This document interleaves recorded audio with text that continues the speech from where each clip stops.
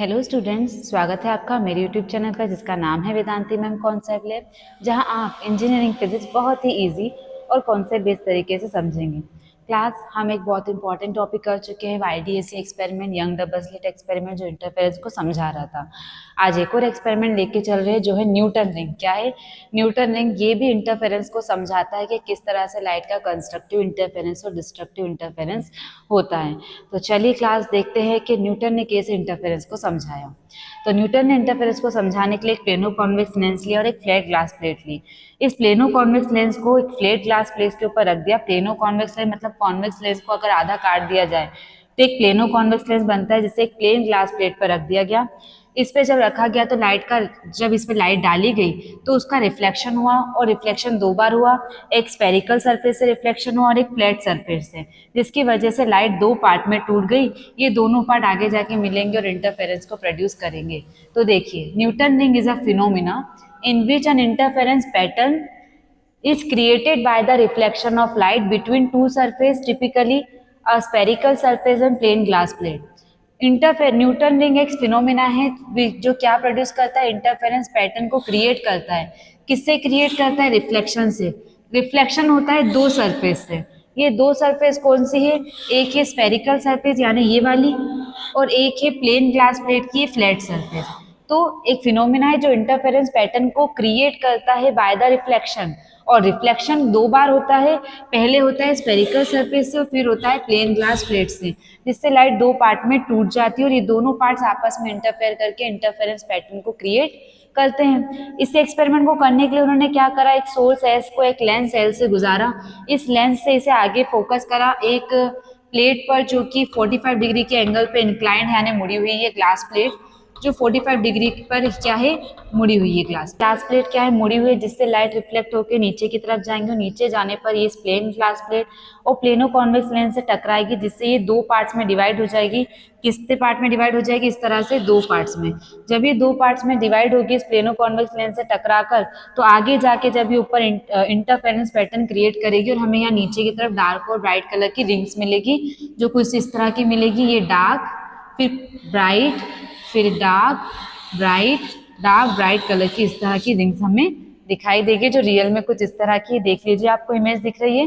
Real में इस तरह की डार्क और ब्राइट कलर की रिंग्स माइक्रोस्कोप से देखने पर हमें दिखाई देती है, या टेलीस्कोप माइक्रोस्कोप से, जिससे भी आप देखेंगे आपको उससे रिंग्स दिखाई देगी। तो ये है फिनोमिना काय का, न्यूटन रिंग का इंटरफेरेंस को प्रोड्यूस करने का, जिसमें उन्होंने प्लेनो कॉन्वेक्स लेंस और फ्लैट ग्लास प्लेट का एक सिस्टम लिया और एक सिंगल लाइट को दो लाइट वेव में तोड़कर आपस में उनका इंटरफेरेंस कराया। अब देखते हैं इसका डेरिवेशन। ये जो डार्क ब्राइट कलर की रिंग्स बनी है, इसका डायमीटर निकाला है किसने? न्यूटन ने, एक डेरिवेशन से। चलिए अब वो देखते हैं। चलिए क्लास अब स्टार्ट करते हैं इसका डेरिवेशन। न्यूटन ने डेरिवेशन दिया था, डायमीटर निकाला था ब्राइट और डार्क रिंग का। क्या निकाला था उन्होंने? डायमीटर निकाला था किसका? Diameter of dark and bright ring. इसका डायमीटर निकालना है डार्क एंड ब्राइट रिंग का। इसको कैसे निकाला जाएगा? तो इसके लिए हमने एक प्लेनो कॉन्वेक्स लेंस को एक प्लेन ग्लास प्लेट पर रख दिया है। इस प्लेनो कॉन्वेक्स लेंस का एक सिरा लिया है एल, जिससे कर्वेचर बनाया है। इसके नाम जो दिए गए हैं वो दिए गए, जहाँ पर रिंग दिखाई देती है वो QP है, जिसे डैश डैश से शो करा है। अब इस QP का जो बीच का सेंटर उसे N माना गया है। N से लेकर P तक की रेडियस को R और N से Q तक की रेडियस को RR लिखा गया है। इस N से C तक का जो रेडियस है वो कैपिटल R और इसी तरह से C से D पर कैपिटल R रहेगा। तो अगर मैं इस ND की वैल्यू बताता हूँ तो N और बीच में जो NO है ये बराबर है, ठीक है। तो NO is equal to T है, तो ND इज इक्वल टू क्या हो जाएगा? तो ये R माइनस T, तो 2R माइनस T हो जाएगा। इतना हमने डायग्राम के बारे में मैंने आपको बता दिया कि डायग्राम क्या बताना चाहता है। जो भी चीज़ें हैं ध्यान से यहाँ पे मैंने लिख दिए कौन किसके बराबर है। ND किसके बराबर है? 2R माइनस T के। अब हम ले लेते हैं, क्या बात करते हैं, जो रिंग्स दिख रही है। रिंग क्यों दिख रही है? रिफ्लेक्टेड लाइट की वजह। As ring are observed in the, कहाँ ऑब्जर्व हो रही है? In the reflected light. कहाँ दिखेगी? रिफ्लेक्टेड लाइट में, रिफ्लेक्टेड लाइट में। थस, तो पाथ डिफरेंस किसके बराबर होगा? पाथ डिफरेंस, लाइट वेव्स का जो पाथ डिफरेंस है वो किसके बराबर होगा? तो वो बराबर होगा 2ut cos r plus lambda by 2 के बराबर होगा। किसके बराबर होगा path difference? 2ut cos r plus lambda by 2। अब अगर मैं बात करूँ एट एयर फिल्म, अगर ये जो वेव्स है वो कहाँ पर है? एयर फिल्म में। कहाँ है? एयर फिल्म में। तब पार्ट डिफरेंस किसके बराबर होगा? तो देख लेते हैं। अगर एयर फिल्म में होती है ना जब वेव या लाइट, तो जो आपका u होता है वो होता है 1 और r जो होता है वो होता है 0। u क्या है? 1 है और r 0 है। तो पाथ डिफरेंस किसके बराबर हो जाएगा? तो पाथ डिफरेंस बराबर हो जाएगा u की जगह 1 और cos की जगह 0, r की जगह 0 लिखने पर cos 0 1 हो जाता है। तो ये क्लास किसके बराबर हो जाएगा? 2t प्लस लेमडा बाय 2 के। 2t प्लस लेमडा बाय 2 के, जब हम किस में है? एयर फिल्म में। एट पॉइंट ऑफ कॉन्टेक्ट की बात करते हैं। At point of contact, at point of contact आपकी देखिए ये प्लेनो कॉन्वेक्स लेंस से इसे फ्लेट ग्लास ट्यूब पे रखा गया। जब लाइट यहाँ पर आती है तो पहले बीच का पोर्शन में रहता है एयर फिल्म, यहाँ पर रहती है और एयर फिल्म के बाद किसी चीज़ के पॉइंट से क्या करती है? कांटेक्ट में जाती है। तो पहले एयर फिल्म में जब रहेगी, वो कहाँ रहेगी? एयर फिल्म में। तो path difference 2t plus lambda by 2 के बराबर कर दिया क्योंकि u 1 है और r 0 है एट एयर फिल्म। अब एट पॉइंट ऑफ कॉन्टेक्ट की बात करूँ, जो t हमें यहाँ बताता है थिकनेस, एयर फिल्म की थिकनेस क्या बता रहा है? t थिकनेस एयर फिल्म की। तो जहाँ पॉइंट कांटेक्ट में आता है वहाँ पे एयर रहेगी क्या? नहीं रहेगी। तो t बराबर हो जाएगा 0 के। तो t अगर 0 हो जाए तो पाथ डिफरेंस जो ut cos r plus lambda by 2 है, वहाँ पर t को मान लो 0, तो ये क्या हो जाएगा? ये हो जाएगा पाथ डिफरेंस बहुत ही कम, जो कि सिर्फ रह जाएगा लेमडा बाय 2 के, क्योंकि ये पूरी वैल्यू तो 0 हो जाएगी। ये पूरी वैल्यू क्या हो जाएगी? 0, क्योंकि t 0 है। तो ये होती है मिनिमम इंटेंसिटी लाइट की। यहाँ पर लाइट की इंटेंसिटी यहाँ पर क्या होती है? मिनिमम इंटेंसिटी रहती है, जिसकी वजह से आपको डार्कनेस दिखती है जब इस कंडीशन में आते हैं आप। क्या है? यही रीज़न है कि जो आपका सेंट्रल स्पॉट होता है ना, सेंट्रल पार्ट, वो कैसा होता है? डार्कनेस वाला होता है। तो यहाँ पे हमने देख लिया पार्ट डिफरेंस एयर फिल्म के लिए और path difference at point of contact के लिए। अब अगर मैं फॉर nth मैक्सिमा की बात करूँ, मान लीजिए कोई फॉर nth मैक्सिमा पर पाथ डिफरेंस, तो nth मैक्सिमा की बात करूँगी तो पार्ट डिफरेंस जो होगा ना, वो nth मैक्सिमा में 2t plus lambda by 2 is equal to n lambda के बराबर होगा। किसमें? फॉर nth मैक्सिमा के लिए किसके बराबर हो जाएगा? 2t plus lambda by 2 is equal to n lambda के। कब? जब ये मैक्सिमा हो। इतना क्लियर है? तो अभी तो मैंने बेसिक बताया कि एयर फिल्म में पार्ट डिफरेंस क्या होगा, पॉइंट ऑफ कांटेक्ट में पार्ट डिफरेंस क्या होगा और मैक्सिमम पार्ट डिफरेंस किसके बराबर होता है। अब बात करते हैं हम इस पे आते हैं, इस कर्वेचर पे आते हैं। तो इस कर्वेचर में अगर मैं ब्राइट रिंग के लिए आऊँ, किसके लिए? For bright ring. इसके लिए जब हम बात करते हैं तो मैक्सिमम इंटेंसिटी होती है लाइट की, तो path difference 2t plus lambda by 2 बराबर हो जाएगा n लेमडा के लिए ब्राइट रिंग में। अगर सिर्फ 2t ले चाहिए मुझे तो 2t is equal to n lambda minus lambda by 2 हो जाएगा, क्योंकि लेमडा बाय 2 उधर जाएगा तो माइनस का। तो मैं इस 2t को लिख सकती हूँ क्या? 2n माइनस 1 लेमडा बाय 2, क्योंकि अगर मैंने इसे सॉल्व करा ना तो यही की यही वैल्यू आएगी जो ऊपर देखिए 2n का लेमडा बाय 2 से मल्टीप्लाई करूँगी तो 2 से 2 कैंसल, n लेमडा माइनस का हो जाएगा लेमडा बाय 2, मतलब इसे मैं सॉल्व करूँगी तो यही आएगा। इसको मैंने इसे जमा के लिख दिया है, इस टर्म को मैंने सिस्टमेटिक ढंग से ऐसा लिख दिया है, पर इसे सॉल्व करूँगी तो यही वैल्यू आएगी। ठीक है, तो ये काय के लिए आ गया है? ब्राइट के लिए। किसके लिए आ गया है क्लास? ब्राइट के लिए। अब बात करते हैं डार्क के लिए। तो डार्क के लिए जब बात करती हूँ, फॉर ब्राइट के लिए ये है, तो फॉर डार्क के लिए क्या होगा? तो for dark 2t is equal 2t plus lambda by 2 जो आपका पार्ट डिफरेंस है वो बराबर होता है 2n, वो बराबर होता है 2n माइनस 1 लेमडा बाय। जब अगर आपका ये वाली वैल्यू किसके बराबर आई है?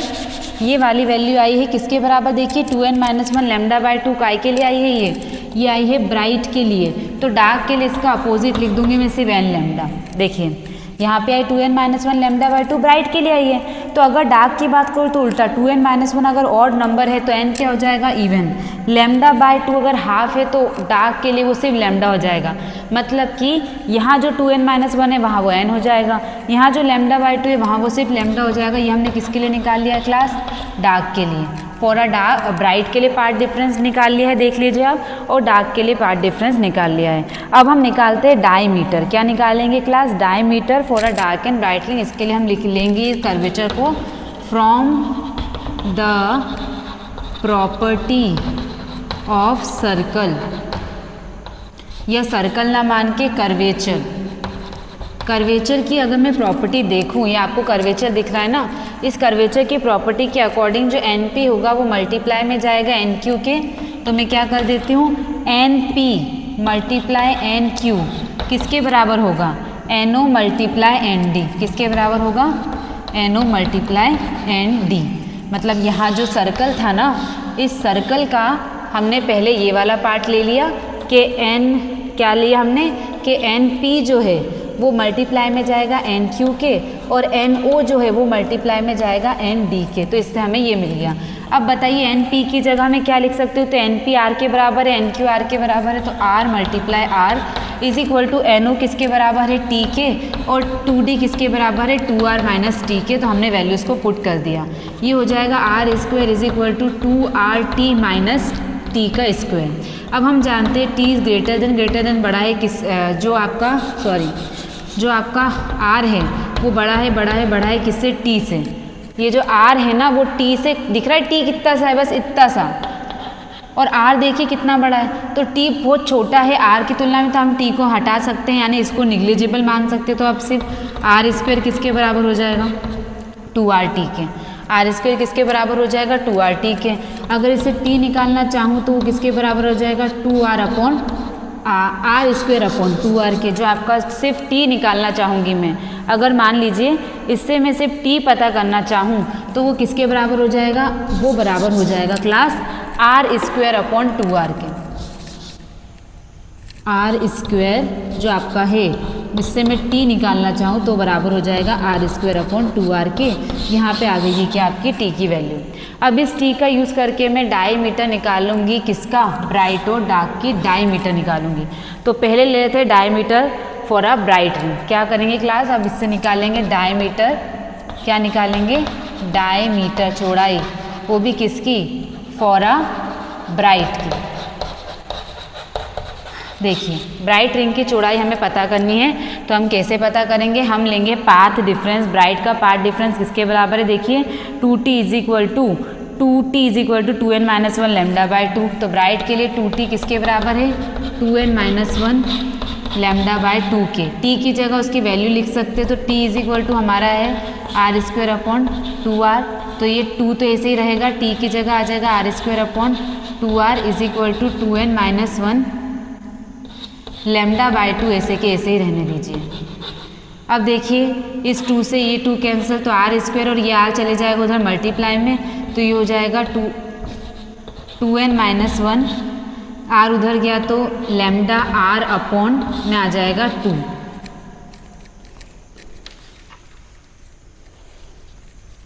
यहाँ पे हमारे पास आ गई है रेडियस, पर मुझे तो चाहिए डायमीटर।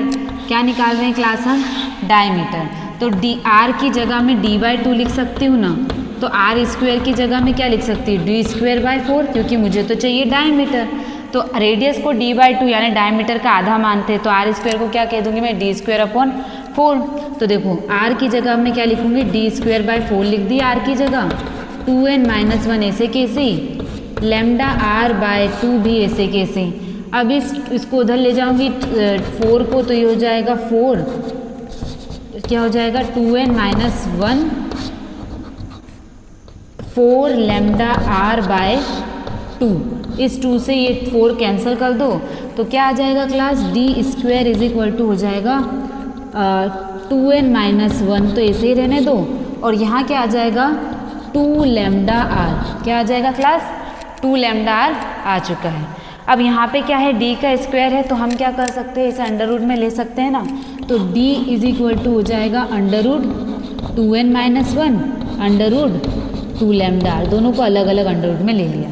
अगर मैं देखूँ तो मेरा जो डी है वो डायरेक्टली प्रोपोर्शनल है अंडर रूट 2n-1 के।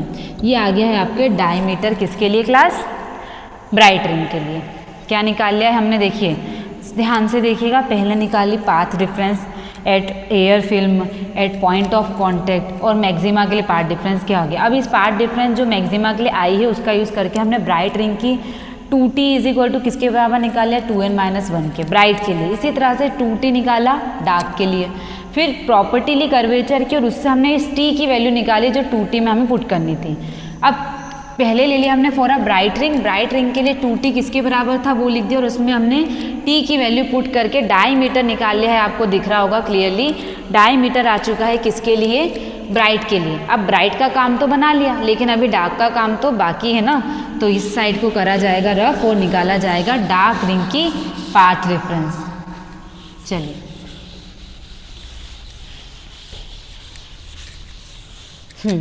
वहाँ तक हमारा काम हो गया है किसके लिए?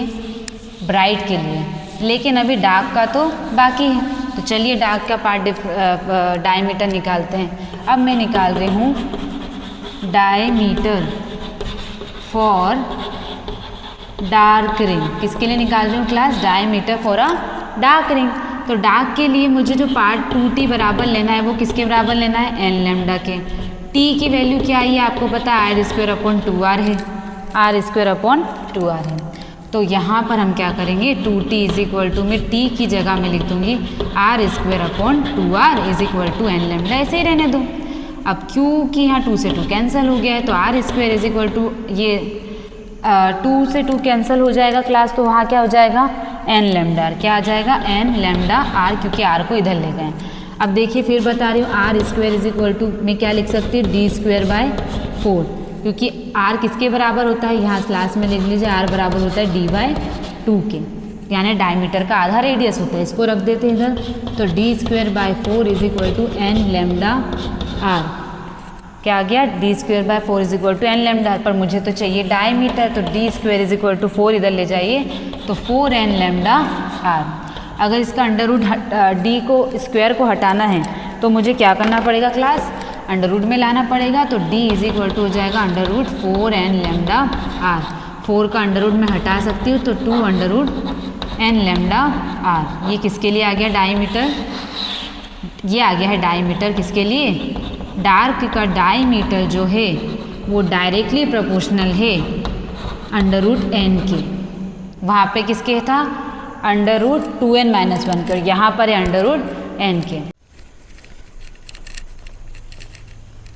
चलिए स्टूडेंट्स, यहाँ पे हमारा होता है ये topic complete. Newton ring experiment है क्या और उसने डायमीटर को कैसे निकाला डार्क और ब्राइट रिंग के लिए, ये सब हमने समझ लिया है। लॉन्ग क्वेश्चन है, डेरिवेशन हार्ड है, लेकिन अगर स्टेप बाय स्टेप इस वीडियो को पूरा देखते हुए करोगे तो ये बहुत ही ईजी है। लेकिन हर चीज़ प्रैक्टिस मांगती है, इसलिए आप इसकी 4 से 5 बार प्रैक्टिस ज़रूर करेगा।